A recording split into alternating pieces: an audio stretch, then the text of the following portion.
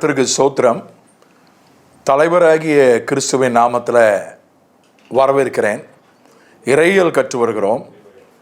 பரிசுத்த ஆவியை பற்றி பரிசுத்த ஆவியியல் என்கிற பாடத்தை நாம் படித்து வருகிறோம். அதனுடைய தொடர்ச்சியாக 4வது தலைப்பு ஆவியில் நிரம்புதல் தனிப்பட்ட அனுபவமா என்கிற ஒரு தலைப்பில் இன்றைக்கு நாம் கற்றுக்கொள்ளப் போகிறோம். 2 விதமான மாற்று கருத்துக்கள் இருக்கின்றன. ஒன்று, ஒரு மனிதன் ரட்சிக்கப்படும் போதே பரிசுத்த ஆவியை பெற்றுக்கொள்கிறான். ஆவியின் நிறைவு என்பது தனிப்பட்ட அது அனுபவம் அல்ல, அது ரட்சிப்போடு சேர்ந்து அது அமைந்து விடுகிறது என்கின்ற ஒரு கருத்து. இன்னொரு கருத்து, ஞானசானம் எடுக்கும்போதே, தண்ணீர் ஞானசானம் எடுக்கும்போதே ஆவியானவர் அதோடு கூட சேர்ந்து வந்து விடுகிறார். இது ஒரு கருத்து. 3வது கருத்து, அது நான் விசுவாசிக்கிற ஒரு கருத்து. ரட்சிப்பின் அனுபவம், தண்ணீர் ஞானசானம், ரட்சிப்பின் அனுபவம் வேறு, தண்ணீர் ஞானசானம் என்பது தனிப்பட்ட ஒரு காரியம். அதே போல ஆவியின் நிறைவும் தனிப்பட்ட ஒரு காரியம்தான் என்று நான் விசுவாசிக்கிறேன். அப்போஸ்தலர் 19ஆம் அதிகாரத்தில் 2ஆம் வசனம், நீங்கள் விசுவாசிகளான போது பரிசுத்த ஆவியை பெற்றீர்களா என்று கேட்டான். அவர்கள் பரிசுத்த ஆவி உண்டு என்பதை நாங்கள் கேள்விப்படவே இல்லை என்றார்கள். எபேசுவுக்கு பவுல் போகிறான். அங்கே ஒரு 12 விசுவாசிகளை பார்க்கிறான். விசுவாசிகள் என்றால் ரட்சிக்கப்பட்டவர்கள், இயேசுவை ஏற்றுக்கொண்டவர்கள், சுவிசேஷத்தை ஏற்றுக்கொண்டவர்கள், அவர்கள் தான் விசுவாசிகள் பைபிள் பாஷையில். ஏதோ சபைக்கு போய் சபையில் மெம்பர் ஆகிட்டா விசுவாசி இல்லை. பைபிள் படி ரட்சிக்கப்பட்டு சுவிசேஷத்துக்கு கீழ்ப்படிந்தவர்கள் தான் விசுவாசிகள். நீங்கள் விசுவாசிகள் ஆன போது அது வேற மாதிரியே நம்ம சொல்லலாம். நீ ரட்சிக்கப்பட்ட போது பரிசுத்த ஆவியை பெற்றீர்களா? அவங்க சொன்னாங்க, பரிசுத்த ஆவின்னு ஒன்று இருக்கிறதே நாங்கள் கேள்விப்படலை. அதுக்கப்புறம் அவங்களுக்கு பவுல் போதித்து அவர்களுக்காக ஜெபம் பண்ணி அவர்கள் பரிசுத்த ஆவியை பெற்றுக்கொண்டார்கள் என்று நாம் வாசிக்கிறோம். பரிசுத்த ஆவியை பெறுவது என்பது வேறு, ரட்சிப்பின் அனுபவம் என்பது வேறு என்பது தெளிவாக தெரிகிறது இந்த பகுதியை வைத்து பார்க்கும்போது. ஆனால் ஒரு விஷயத்தை நாம் தெரிந்து கொள்ளணும், பரிசுத்த ஆவி கிரியை செய்யாமல் ஒருத்தர் ரட்சிக்கப்பட முடியாது. ரட்சிப்பில் பரிசுத்த ஆவியின் கிரியை இருக்கு. ஏனென்றால் 1 கொரிந்தியர் 12ஆம் அதிகாரத்தில் பரிசுத்த ஆவியானவர் கிரியை செஞ்சாதான் ஒருவன் இயேசுவையே நம்புவான் என்று சொல்லப்பட்டிருக்கு. 1 கொரிந்தியர் 12:3, ஆதலால் தேவனுடைய ஆவியினாலே பேசுகிற எவனும் இயேசுவை சபிக்கப்பட்டவர் என்று சொல்ல மாட்டான் என்றும், பரிசுத்த ஆவியினாலே அன்று இயேசுவை கர்த்தர் என்று ஒருவனும் சொல்லக்கூடாது என்றும். பரிசுத்த ஆவியினாலே அன்றி இயேசுவை கர்த்தர் என்று ஒருவனும் சொல்லக்கூடாது. சொல்லக்கூடாதுன்னா சொல்ல இயலாது.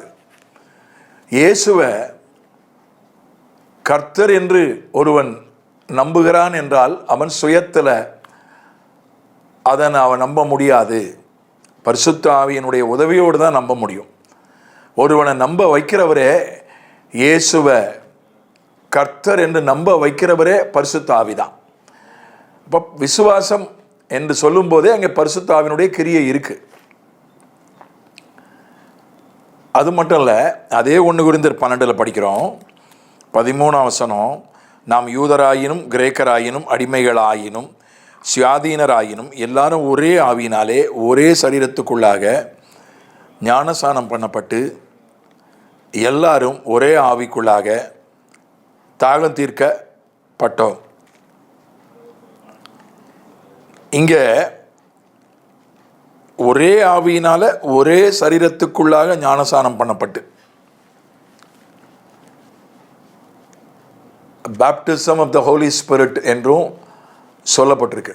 பரிசுத்த ஆவியின் ஞானசானம். யோவான் ஸ்நானகன் சொன்னா, நான் தண்ணீரினால் ஞானசானம் கொடுக்குறேன், எனக்கு பின்னால் ஒருத்தர் வருவார், அவர் பரிசுத்த ஆவியினால் ஞானசானம் கொடுப்பாரு. இப்போ தண்ணீர் ஞானசானம் வேற, பரிசுத்தாவியின் ஞானசானம் வேற. பரிசுத்தாவியின் நிறைவு, பரிசுத்தாவியின் ஞானசானம், பரிசுத்தாவின் அபிஷேகம் இதெல்லாம் ஒன்று தான், மூணு ஒன்று தான். அப்போ தண்ணீர் ஞானசானம் வேற, பரிசுத்தாவின் ஞானசானம் வேற, இங்கே சொல்லப்பட்டிருக்கிற ஞானசானம் வேற. ஒரே சரீரத்துக்குள்ளாக ஞானசானம் பண்ணப்பட்டு, ஒரே சரீரம் அப்படின்றது கிறிஸ்துவனுடைய சரீரத்தை குறிக்குது, கிறிஸ்துவனுடைய சரீரமாகிய சபையை குறிக்குது, கண்ணுக்கு தெரியாத உலகளாவிய சபையை குறிக்கு. அப்போ ஆவியானவர் சபைக்குள்ள, கண்ணுக்கு தெரியாத உலகளாவிய சபை, பரலோகத்திலே பேர் எழுதப்பட்டிருக்கிற முதற் பேரானவர்களுடைய சர்வ சங்கமாகிய சபை, பரலோகத்தில் பேர் எழுதப்பட்டிருக்கிற சர்வ சங்கமாகிய சபை. இந்த சபையை எங்கே ரிஜிஸ்ட்ரேஷன் பண்ணியிருக்கு? பரலோகத்தில் ரிஜிஸ்ட்ரேஷன் பண்ணியிருக்கு. இது என்ன சபை? சர்வ சங்கம். எல்லாம் வச்சிட்டு இருக்கிறதெல்லாம் சங்கம். சிஎஸ்ஐ ஒரு சங்கம், ஏஜி ஒரு சங்கம், லுத்தரன் ஒரு சங்கம், இவாஞ்சலிக்கல் ஒரு சங்கம், சுயாதீன சபைகளெல்லாம் ஒரு சங்கம். இது இந்த எல்லா சர்வ சங்கமாகிய சபை, சங்கம் அல்லது உள்ளூர் சபை, சர்வ சங்கமாகிய சபை. அந்த சபையில் ஆவியானவர் கொண்டு போய் நம்மளை சேர்க்காரு, எல்லாரையும், ரட்சிக்கப்பட்ட எல்லாரையும். சபையில் ஒருவன் இணைக்கப்படுவதற்கு ஆவியானவருடைய கிரியை தேவை. ஆனால் ஒருத்தர் ரட்சிக்கப்பட்டுட்டான்றதுனாலே அவனுக்குள்ள ஆவியானவர் இருக்கிறார்னு அர்த்தம் இல்லை. ஒருவன் சபையில் சேர்ந்துட்டான்றதுனாலே ஆவியானவர் அவனுக்குள்ளே இருக்கிறார்னு அர்த்தம் இல்லை. அது வேறு அனுபவம். அதுதான் நாம் தெரிந்து கொள்ள வேண்டிய, புரிந்து கொள்ள வேண்டிய ஒரு விஷயம். யோவான் 14:17 ஒரு காரியத்தை நம்ம படிக்கிறோம். அவர் சொல்கிறார், ஆவியானவர் உங்களோடு இப்போ இருக்கிறார். உலகம் அந்த சத்திய ஆவியானவரை காணாமலும் அறியாமலும் இருக்கிறபடியால் அவரை பெற்றுக்கொள்ள மாட்டாது. அவர் உங்களுடனே வாசம் பண்ணி உங்களுக்குள்ளே இருப்பதால் நீங்கள் அவரை அறிவீர்கள். இந்த இடத்துல தமிழ் மொழிபெயர்ப்பு சரியில்லை. நீங்கள் கிங் ஜேம்ஸ் ஆங்கில மொழிபெயர்ப்பை பாருங்கள், அல்லது கிரேக்க மூலமொழியை எடுத்து பாருங்கள். அதில் என்ன போட்டிருக்குன்னா, அவர் உங்களுடனே வாசம் பண்ணி, அவர் பரிசுத்த ஆவியானவர் உங்களுடனே, சீஷருடனே, பரிசுத்த ஆவியானவர் சீஷருடனே வாசம் பண்ணி உங்களுக்குள்ளே இருப்பதால் அல்ல, இருக்க போவதால். ஆங்கில மொழிபெயர்ப்பில் சரியாக போட்டிருக்கு. மூலமொழி கிரேக்க மொழியில் அப்படி தான் இருக்குது. உங்களுக்குள்ளே இருக்க, உங்களுடனே இப்போ இருக்கிறாரு, உங்களுக்குள்ளே இனி இருக்க போகிறாரு. அதுதான் பரிசுத்த ஆவியின் நிறைவு. அந்த இடத்துல நீங்கள் உங்களுக்குள்ளே இருப்பதால், இருப்பதால்ன்றத அடிக்கோடு போட்டு இருக்க போவதால்னு எழுதிக்கிடுங்க, சைடில் எழுதிக்கிடுங்க. ஆங்கிலம் தெரிந்தவர்கள் கிங் ஜேம்ஸ் வெர்ஷன் ஆங்கில பைபிளை, பெரும்பாலான ஆங்கில மொழிபெயர்ப்புகளில் சரியாக இருக்குது. கிரேக்க மொழி தெரிஞ்சவங்க அதை பாருங்கள். இப்போ கூகுள் உதவியாலே கூட நம்ம கிரேக்க மொழி அது என்ன வார்த்தை, என்ன அர்த்தம்னு தெரிஞ்சுக்கலாம். அதை நீங்கள் ஆராய்ஞ்சு பாருங்கள். உங்களுடனே இருக்கிறார். ரட்சிப்பில் ஆவியானவர் நம்முடனே கூட இருக்கிறார். ஞானசானத்தில் ஆவியானவர் நம்முடனே கூட இருக்கிறார். ஆனால் நமக்கு உள்ளே வருவது என்பது ஒரு தனிப்பட்ட அனுபவம், மேலான அனுபவம். அதுதான் ஆவியின் நிறைவு, ஆவியின் அபிஷேகம், பரிசுத்த ஆவியின் ஞானசானம். அப்புறம் சிலர், ஒரு குழுவினர் என்ன சொல்கிறாங்க, ஐயா ஞானசானம் பெறும்போதே ஆவியானவர் உள்ளே வந்துடுறாரு. இயேசுநாதருக்கு வந்தார்ல, அவர் ஞானசானம் பெற்று கரையேறினவன வானம் திறந்தது இல்லையா, புறா வடிவத்தில் ஆவியானவர் இறங்கினார்ல, அதே தான் ஞானசானம் நம்ம எடுத்த உடனே ஆவியானவர் இறங்கிறாரு. நம்முடைய சபையில்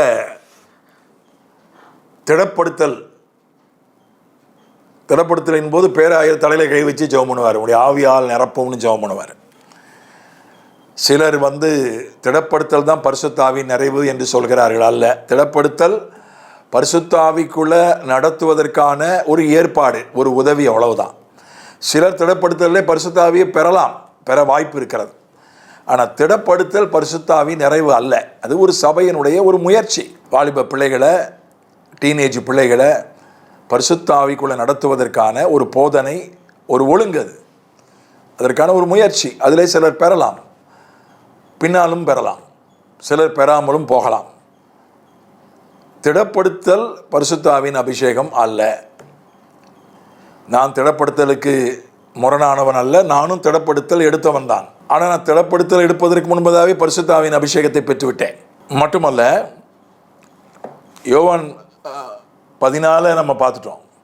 இப்போ அப்போஸ்தலர் 10:46 பேதுருவோட கூட வந்திருந்த விருத்த சேதனம் உள்ள விசுவாசிகள் கேட்கும்போது பரிசுத்த ஆவியின் வரம் புறஜாதிகள் மேலும் பொழிந்தருளப்பட்டதை குறித்து பிரமித்தார்கள். அப்பொழுது பேதுரு, நம்மை போல பரிசுத்த ஆவியை பெற்ற இவர்களும் ஞானஸ்நானம் பெறாதபடிக்கு எவனாயிலும் தண்ணீரை விளக்கலாமா என்று சொல்லி கர்த்தருடைய நாமத்தினாலே அவர்களுக்கு ஞானஸ்நானம் கொடுக்கும்படி கட்டளையிட்டான். அப்பொழுது சில நாள் அங்கே தங்கும்படி அவனை வேண்டிக் கொண்டார்கள். கொர்நேலியு வீட்டில் பிரசங்கம் கேட்டுட்டு இருக்கும்போதே ஆவியானவர் இறங்கிட்டார். அவங்க ஆவியில் நிரம்பினாங்க, அந்நிய பாஷை பேசினாங்க. அப்போ பேதுரு சொல்கிறான், இவங்க பரிசுத்த ஆவியையே பெற்றுட்டாங்க, அதனால் ஞானஸ்நானம் கொடுக்காமல் இருக்க முடியாது, ஞானஸ்நானம் கொடுத்துருங்க என்று கட்டளையிட்டான். ஞானஸ்நானம் பெற்றுக்கொண்டார்கள். அப்போஸ்தலர் 2:38 இருக்கக்கூடிய சூத்திரம், பாவ மன்னிப்புக்கென்று இயேசு கிறிஸ்துவின் நாமத்தினாலே ஞானஸ்நானம் பெற்றுக்கொள்ளுங்கள், அப்பொழுது பரிசுத்த ஆவியின் வரத்தை பெறுவீர்கள். ஞானஸ்நானம் பெறுங்க, அப்பொழுது பரிசுத்த ஆவியை பெறுவீங்க. இதான் சூத்திரம். ஆனால் இதுக்கு விதி விலக்கா கொர்நேலியு வீட்டில் ஞானஸ்நானம் பெறுறதுக்கு முன்னாலேயே பரிசுத்த ஆவியானவர் இறங்கிட்டார்.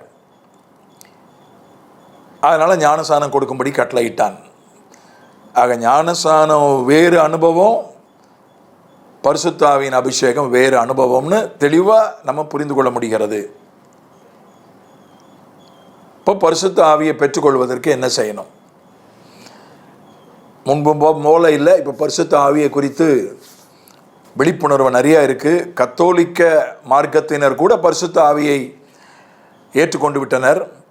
பரிசுத்த ஆவியில் நிரம்பி ஜெபிப்பதற்கென்று தனி கூட்டங்கள், தனி கட்டடங்களை எல்லாம் தனி பிரிவையே வச்சிருக்கிறாங்க. தியானம் என்று கத்தோலிக்க மார்க்கத்திலேயே பரிசுத்த ஆவியை அவங்க ஏற்றுக்கொண்டாங்கன்னா மற்ற சபை பிரிவுகளை பற்றி நம்ம கேட்க வேண்டியதே இல்லை. மாம்சமான யாவர் மேலும் என் ஆவியை ஊற்றுவேன். மேடையில் மைக்கில் அந்நிய பாஷை பேசுகிற சிஎஸ்ஐ போதகர்களை எனக்கு தெரியும், நான் கண்ணால் பார்த்துருக்குறேன்.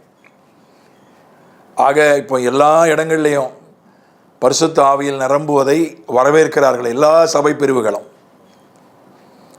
பெந்தகோசே, ஒரு காலத்தில் பெந்தகோசே மட்டும்தான் பரிசுத்த ஆவியால் நிரம்பிட்டு இருந்தாங்க.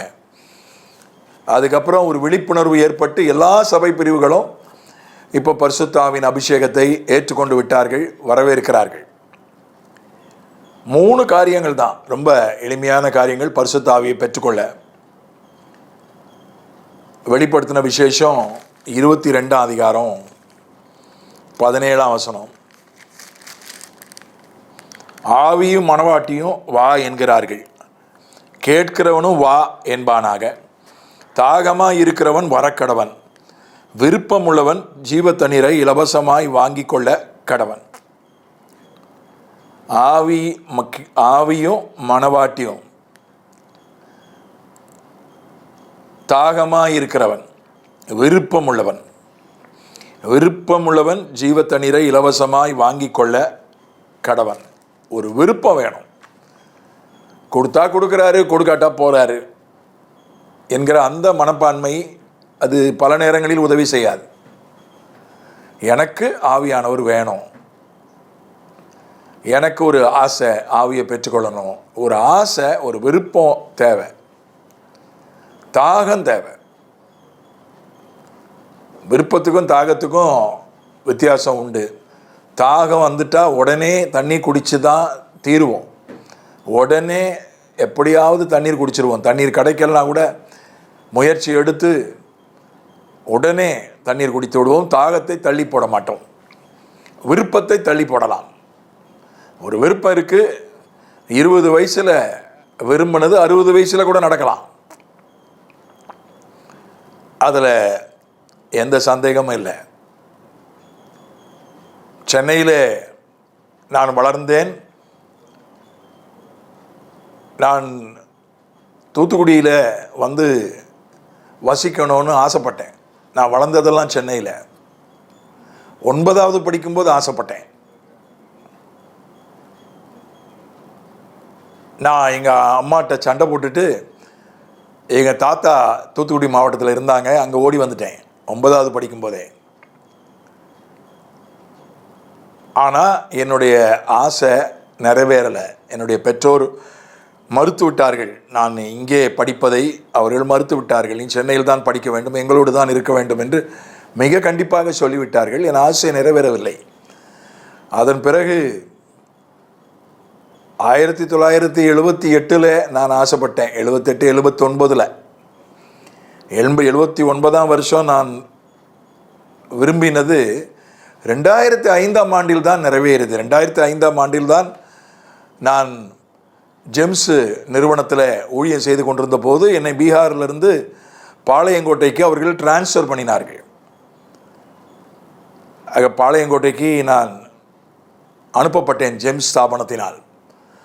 அதன் பிறகு இங்கேயே ஆரம்பத்தில் திருநெல்வேலி, தற்போது தூத்துக்குடி மாவட்டம் என்று 2005 சுமார் 20 வருஷங்கள் இங்கேயே என்னுடைய காலம் ஓடிவிட்டது. 79ஆம் ஆண்டு விரும்பினது 25 வருஷங்களுக்கு பிறகு, 26 வருஷத்துக்கு பிறகுதான் அந்த விருப்பம் நிறைவேறியது.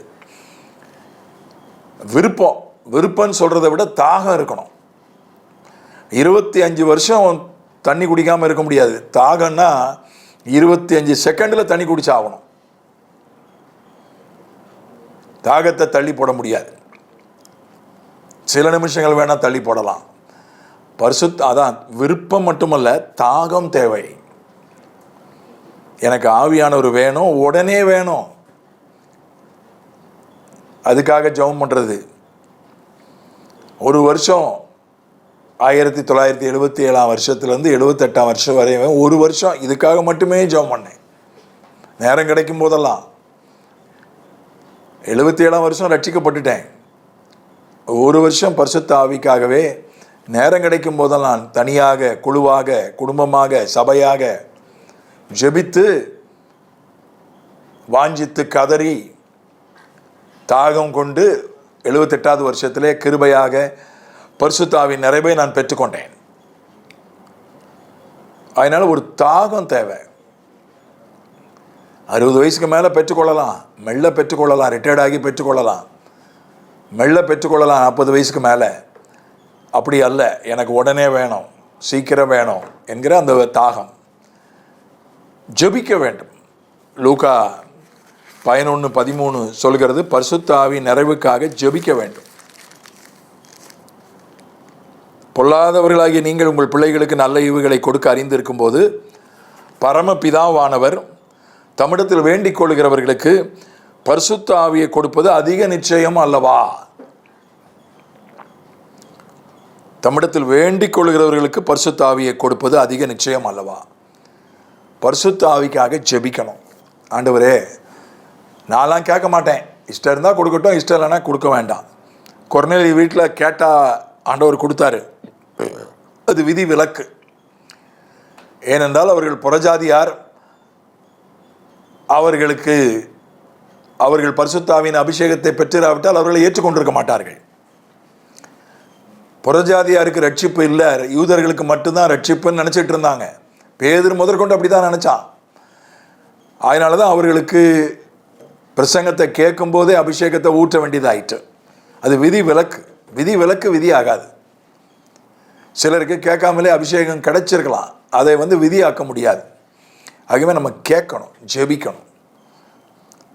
சிலருக்கு ஒரு சந்தேகம், நான் பரிசுத்த ஆவியை கேட்டு வேறு ஏதாவது ஆவி இறங்கிடுச்சுன்னா என்ன பண்ணேன்? அந்த பகுதியிலே போட்டிருக்கு. லூக்கா 11:11 போட்டிருக்கு. உங்களில் தகப்பனாய் இருக்கிற ஒருவனிடத்தில் மகன் அப்பம் கேட்டால் அவனுக்கு கல்லை கொடுப்பானா? மீனை கேட்டால் பாம்பை கொடுப்பானா? முட்டையை கேட்டால் தேளை கொடுப்பானாக? ஒரு தகப்பன் அப்பத்தை கேட்டால் கல்லை கொடுக்க மாட்டான், மீனை கேட்டால் பாம்பை கொடுக்க மாட்டான், முட்டையை கேட்டால் தேளை கொடுக்க மாட்டான்.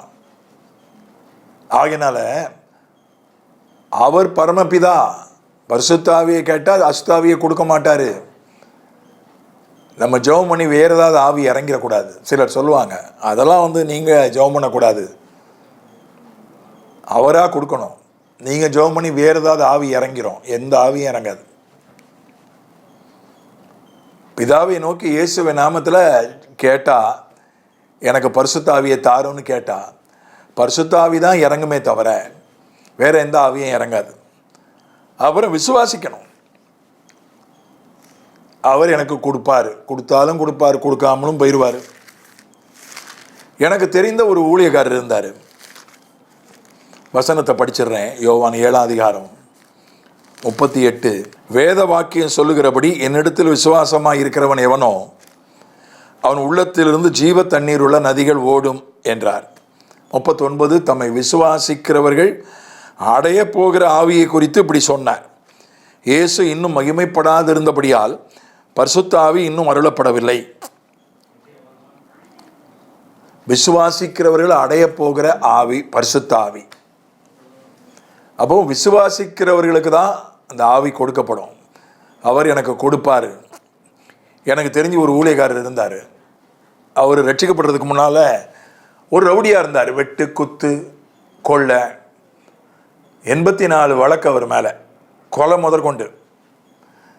அவர் சிறுவனாக இருக்கும்போதே கொலை பண்ணி மைனர் ஜெயிலுக்கு போனவர், போலீஸ்காரனையே கொலை பண்ணினவர், தூக்கு தண்டனை பெற்று ரட்சிக்கப்பட்டு தூக்கு தண்டனை ஆயுள் தண்டனையாக குறைக்கப்பட்டு அதுக்கு பிறகு ஊழியம் செஞ்சார். அவருக்கு பரிசுத்த ஆவி கிடைக்கவே இல்லை. அவர் முதல்ல பெந்தகோஸ்தே சபைக்கு தான் போனார், த பெந்தகோஸ்தன் மிஷனுக்கு போனார். அங்கே அவருக்கு எவ்வளவோ காத்திருப்பு கூட்டத்தில் ஜெபம் பண்ணி பரிசுத்த ஆவி கிடைக்கல. என்ன சொல்லிட்டாங்க, ஒருவேளை நீங்கள் நிறைய ரத்தம் சிந்தினதுனால உங்களுக்கு பரிசுத்த ஆவி கிடைக்க வாய்ப்பில்லையோ என்னவோ என்று சொல்லிவிட்டார்கள். அதுக்கப்புறம் இவர் ஜெபம் பண்ணார். இவர் என்ன ஜெபம் பண்ணார், ஆண்டவரே மோசே கொலைகாரன் தானே, அவனுக்கு அபிஷேகம், ஆவியின் அபிஷேகம் கொடுக்கலையா? பவுல் கொலைகாரன் தானே, ஊழியக்காரனே கொண்டவன் பவுல், மோசையாவது எகிப்தியனை கொண்டான், அது கொலைன்ற கணக்கில் வராமல் போயிடலாம். ஆனால் பவுல் ஊழியக்காரனை கொலை பண்ணவன், அவனை பரிசுத்த ஆவியால் நிரப்பலையா? என்ன நிரப்போன்னு ஜெபம் பண்ணார். கர்த்தர் அவரை ஆவியினால் நிரப்பினார். அதனால் சில நேரங்களில் நமக்கு விசுவாசம் இல்லாமல் போயிடுது. கர்த்தர் தருவாரா மாட்டாரான்ற சந்தேகம் இல்லை, எனக்கு கிடைக்குமா? நான் நல்லவன் இல்லையே, நான் பாவியாச்சே, நான் சாதாரண பாவி இல்லையே, மாபாவியாச்சே, மாபாதகம்லாம் செஞ்சுருக்கனே, அப்போ எனக்கு எப்படி கிடைக்கும் என்கிற ஒரு சந்தேகம் எழும்பிடுது. இல்லை, ஊழியக்காரனை கொலை பண்ண பவுலுக்கே பரிசுத்த ஆவியின் அபிஷேகம் கொடுத்துருப்பார்னா நிச்சயமாக அதை அறிக்கை செய்து விட்டு விட்டு மனம் திரும்பி பவுல் அந்த குற்றத்தை ஒப்புக்கொண்டு அறிக்கை செய்து விட்டு விட்டு வந்ததுனால ஆண்டவர் அவனை பரிசுத்த ஆவியால் நிரப்பினார். அதனால் கொலைகாரனுக்கே கொடுத்துருப்பாருனா, இல்லை மனம் திரும்பின கொலைகாரனுக்கே கொடுத்துருப்பாருனா, வேறு எந்த பாவத்திலிருந்து மனம் திரும்பினவர்களுக்கும் நிச்சயமாக பரிசுத்த ஆவி கிடைக்கும். அந்த ஒரு விசுவாசம் தேவை, சந்தேகப்படக்கூடாது. பிதாவே இயேசுவின் நாமத்தில் பரிசுத்த ஆவியினுடைய நிறைவு குறித்து நாங்கள் கற்றுக்கொள்ள உதவி செய்தீர். ரட்சிப்பு, ஞானஸ்நானம் என்கிற காரியங்களில் ஆவியானவர் கிரியை செய்கிறதற்காக, உதவி செய்கிறதற்காக ஸ்தோத்திரம். ரட்சிக்கப்படும் போது ஆவியானவர் கூட இருக்கிறார், ஞானஸ்நானம் பெறும்போது ஆவியானவர் கூட இருக்கிறார், அபிஷேகம் பெறும்போது ஆவியானவர் உள்ளுக்குள்ளே வந்து விடுகிறார். கூட இருக்கிற ஆவியானவரை உள்ளுக்குள்ளே பெற்றுக்கொள்ள, இன்னும் பெற்றுக்கொள்ளாதவர்கள் பெற்றுக்கொள்ள, நிரம்பாதவர்கள் நிரம்ப நான் செபிக்கிறேன். ஆண்டவரே, தாகத்தோடு கேட்டு பெற்றுக்கொள்ள, விசுவாசித்து பெற்றுக்கொள்ள உதவி செய்யும். மாம்சமான யாவர் மேல உம்முடைய ஆவியை ஊற்றும். குமாரர்கள் குமாரத்திகள் மேல உம்முடைய ஆவியை ஊற்றும். வாலிபர்கள் மேல ஊற்றும். மூப்பர்கள் மேல ஊற்றும். ஊழியக்காரர்கள் ஊழியக்காரிகள் மேல உம்முடைய ஆவியை ஊற்றுவீராக. இயேசுவின் மூலம் பிதாவே, ஆமென்.